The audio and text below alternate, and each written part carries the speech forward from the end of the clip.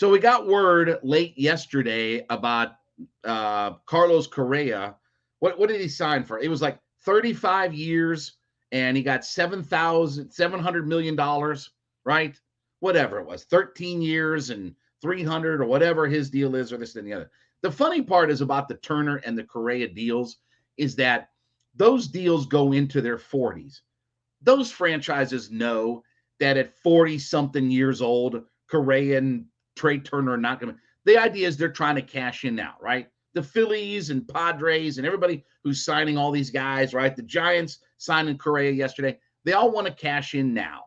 They're not worried about 15 years from now. They want to cash in now. That's why I give it to them to make them want to be here, right? So whatever. That's a them problem and all that kind of stuff. But this is becoming the reality, okay? Dansby's the last guy standing, right? And at this point, with whatever team you want to put in the mix, you want the Dodgers, you want the Cubs, whatever like that. Somebody's going to pay Dansby a crap ton of money, and I'm not convinced that the Braves are going to do it. Can the Braves afford to pay him a bunch? Yes. Will the Braves pay him a bunch? Define what that's going to be. Again, 6 for 138, I thought was kind of the number. Well, that looks minuscule now. That looks like about half of what these guys are. And maybe the Dodgers or somebody comes in and says, look, we're going to give you 10 years, $250 million, come be our shortstop. What's he supposed to say? No. Oh, I love Atlanta.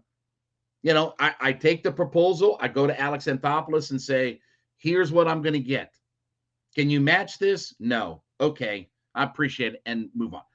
The reality is getting to be, and I'm not saying that they can't or still don't have the opportunity to sign Dansby, but the reality is becoming that we're going to have to start talking about life after Dansby, and you're going to have a big hole to fill.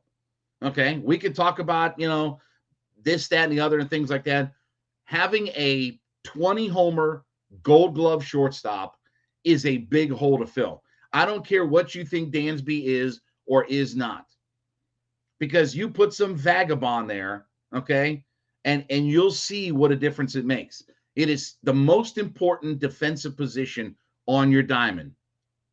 Center field, catcher, second, anything up the middle is vitally important, but shortstop is the captain. And Alex Anthopoulos even talked about this. Your shortstop's a guy who could probably play multiple positions in the infield. Your shortstop is kind of the guy who dictates how the defense is rolling through your infield. And if you're not strong up the middle defensively, that's the old baseball axiom, then you got issues and problems. Does that mean that they can't overcome things? Certainly yes. But it's gonna probably end up here sooner than later. Now that everybody's knocked out, Dansby's the last domino. And at this point, when you get to this point of free agency, somebody's always, I don't like to use the term overpay, because you're worth whatever somebody will pay you. But somebody's going to give you a lot more money than what most people projected you to get. And that's probably where we're at with Dansby. So whether that means, Elvis Andrus or it is Vaughn Grissom there, I think the reality is starting to set in that, okay, remember a few years ago, this is great. Remember a few years ago when we heard about, baseball's getting away from those big long-term deals and locking guys up. It's going to be like the NBA, 2 years at a high average annual value. And then the guys are not going to get these 5 and 8 and 10-year deals like they were getting, right? And then Machado blows that out of the water. Tatis blows it out of the water. Harper blows it out of the water. And now look now. We got two guys at shortstop that have contracts that take them into their 40s. So much for fiscal responsibility, or the marketplace itself is going to change in Major League Baseball. No, they're going to do the same things because owners want to win. Owners want to win. You get these guys up in New York and places like that, in Philadelphia, they want to win. They're expected to win. You want your fans to come out and support you? You better have a winning product on the field. You can't tell us about rebuilding and stuff like that. You have to win. And not everybody's got that kind of money, but The top guys want to win. And so I think the reality is becoming more and more that Dansby Swanson is not going to be an Atlanta Brave. Not because Alex Anthopoulos didn't do his job, not because they didn't make him a fair offer, not because they're cheap, because that's going to be all the narratives that are going to come from all this.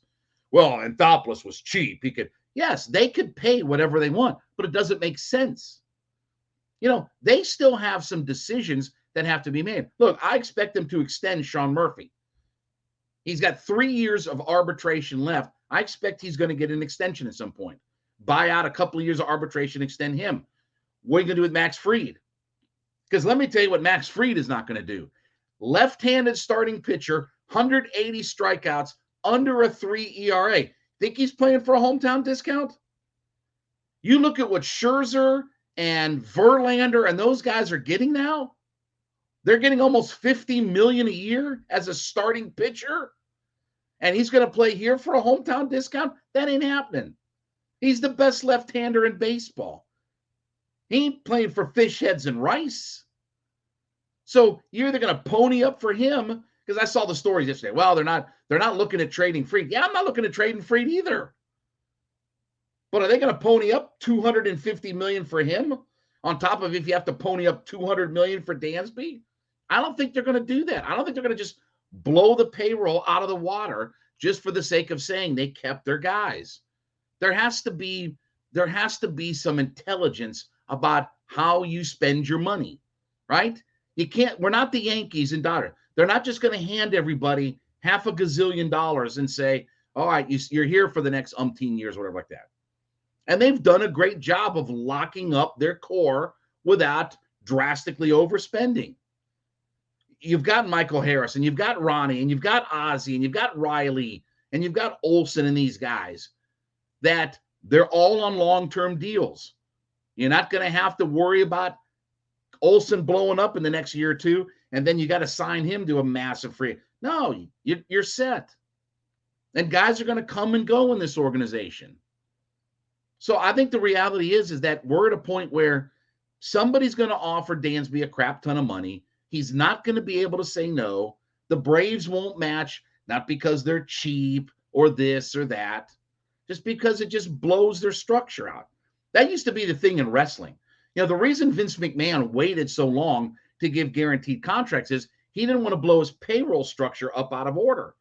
While my buddy Eric Bischoff, is handing out gazillions of dollars to the NWO and guys like that to bring them in, and it just destroyed their payroll. And they got to the point where in their last couple of years, they were losing $30 million a year. Vince didn't want to do that. You have to have some responsibility. It's not a matter of you don't want guys to make money, but you also just can't blow up your structure for it. And I think that's where we're getting to be with Dansby. And I have this sneaking feeling that Max Fried's going to be the next guy that we're going to start saying, okay, is he going to be here? What are they going to do with him? So we'll see. But I have this sneaking suspicion now that we're at the point that I think the days of Dansby as a shortstop are done. And so whatever that plan B, C, D, E, and F, maybe they'll trade for Deshaun Watson. I don't know. And let him play shortstop. Maybe they'll bring Matt Marin back and he can play shortstop. But I think you have to start realizing that there's probably going to have to be life without Dansby, and that may be coming sooner rather than later. I will remind you, besides making Hittin' Hard with Jon Chuckery your first listen every day, make sure that you make Locked On Sports Today your second listen. The biggest stories of the day, instant reactions, big game recaps, and the take of the day. They're available on Odyssey, YouTube, wherever you get your podcast from. Make sure to download Locked On Sports Today.